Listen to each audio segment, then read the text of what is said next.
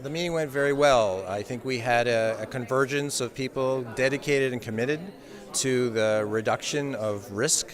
And it was a fundamental change. We've had many people talk about the hazard, talk about how we're often a victim to it. But I think we changed and turned the page here about the fact that we actually have tools, information, and collective agreement to really do something about risk, assessing the risk, which was largely what this meeting was about. How do we come together to understand what the risks are around the world, whether they're global, regional, or local?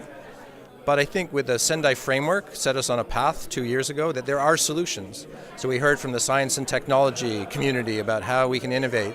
We heard from insurance sectors about who really have an understanding of risk and how to translate that into other people's interests. So I'm very positive about the meeting. I think this was an expert group, but a very diverse group, and that it made substantial milestone in moving us towards understanding the risk, but as I said, very optimistically finding the right tools and approaches to move forward. And how do you see the way forward then, from now on? The approach has often been about developing models and maps to give people guidance to make decisions at different levels.